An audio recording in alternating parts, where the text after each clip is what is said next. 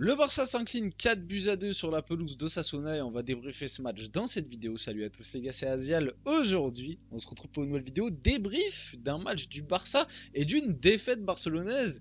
Je m'y attendais pas du tout, défaite 4-2. En plus pour moi c'est dans un moment un petit peu charnière. Je m'explique, le Real Madrid va jouer son derby face à l'Atlético Madrid et pour moi c'était une occasion pour le Barça de mettre encore plus la pression en partant gagner à Osasuna et du coup mettre le Real Madrid à 5 points, si je ne me trompe pas, avec du coup derrière la possibilité que le Real fasse un faux pas et du coup tu pouvais mettre des points encore en plus. Malheureusement, le Barça s'incline 4-2, alors on va en parler, notamment des choix d'Hansi Flick, de la rotation.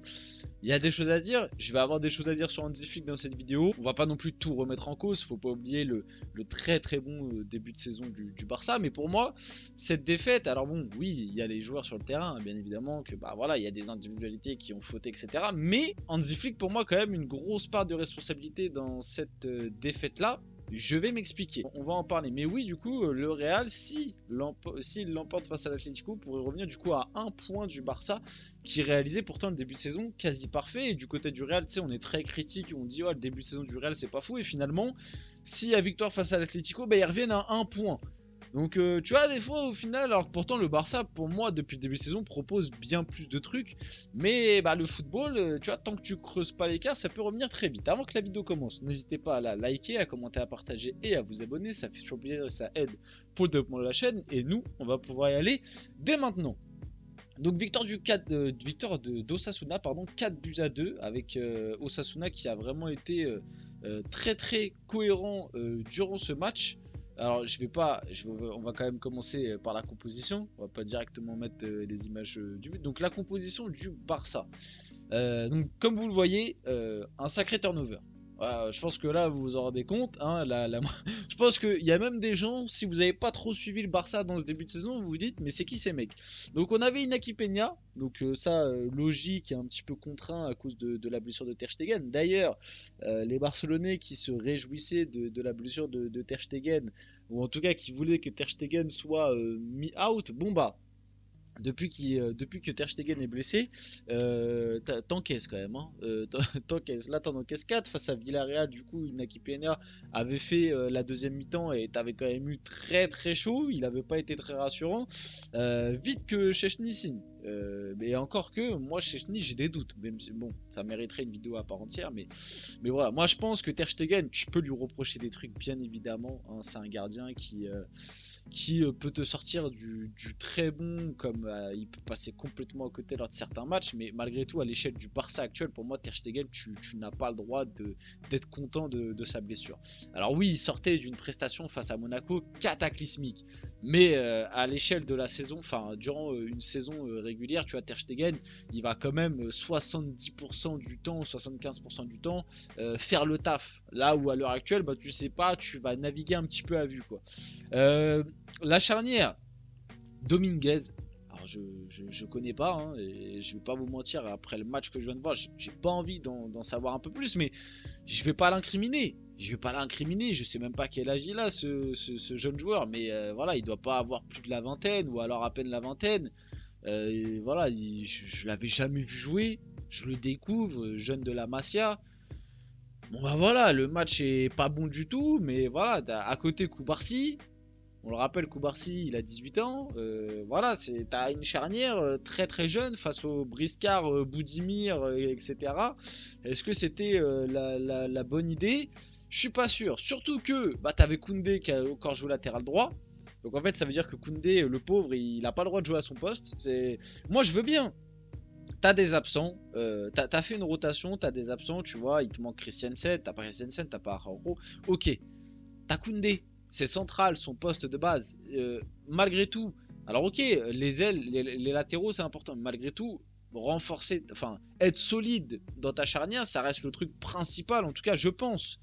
Pourquoi tu mets pas Koundé dans l'axe et tu mets par exemple le petit Hector Fort à droite? Alors bon, je sais pas, j'ai pas suivi, peut-être qu'Hector Fort est blessé ou après, tu vois, on n'est pas là aux entraînements, peut-être qu'Hansi Flick aime pas le bonhomme, mais moi Hector Fort, je le trouvais, à chaque fois que je l'ai vu jouer, je le trouvais voilà, je trouvais sympathique, tu vois. Je me disais, bon, ça peut passer dans certains matchs de Liga. bah, t'aurais pu renforcer ton axe, mettre Koubarsi Koundé et mettre Hector Fort à droite par exemple. Bah, moi je dis ça comme ça, mais enfin bref.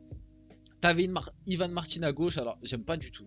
Moi je vous dis la vérité, ce joueur j'aime pas du tout. Depuis le début de saison, à chaque fois qu'il joue, je le trouve pas bon du tout, quoi. Je le trouve pas bon du tout. Et en plus, je crois qu'il est pas si jeune que ça, hein. Je crois qu'en réalité, il a 21-22 ans.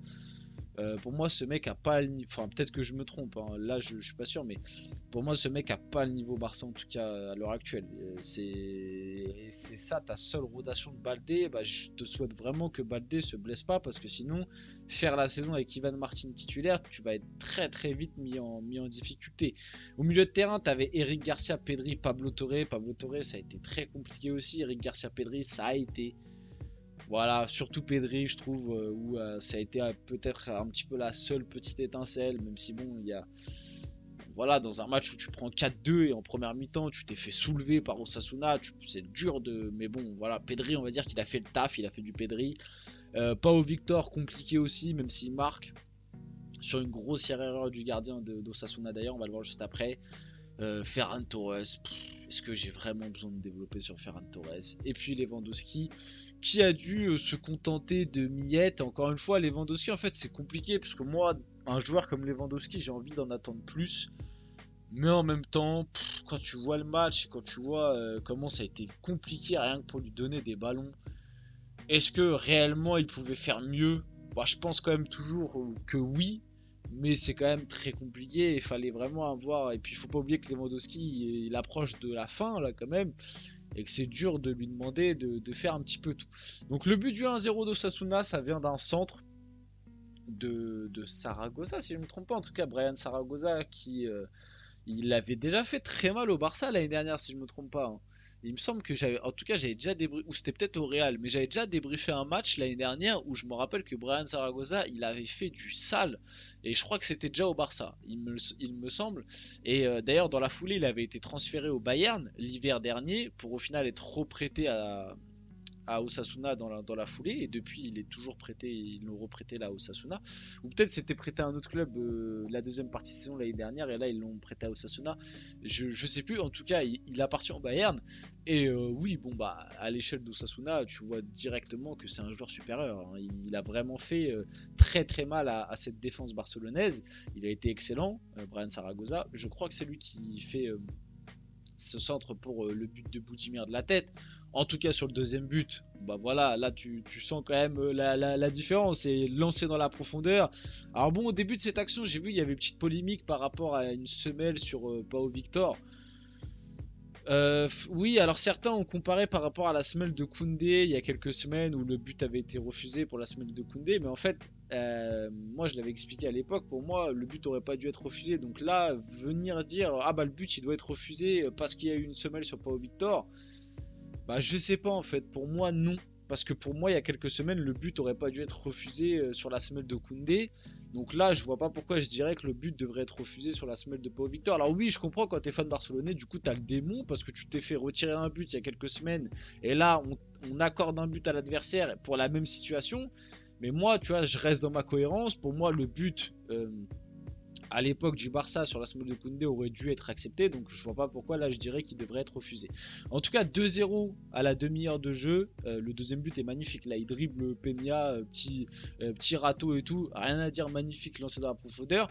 J'ai mis cette scène parce que là on est à la 53e minute de jeu, coup franc pour le Barça, et c'est le premier tir, enfin en tout cas moi c'est le premier souvenir marquant, la première occasion j'ai envie de dire qu'a le Barça à la 53e minute de jeu sur un coup franc de Lewandowski qui est pas mal tiré. Bon il passe pas non plus à ras du poteau, mais voilà, c'est moi en tout cas c'est le premier truc où je me dis ah bah peut-être la première occasion du Barça. On est à la 53e minute de jeu face à Osasuna.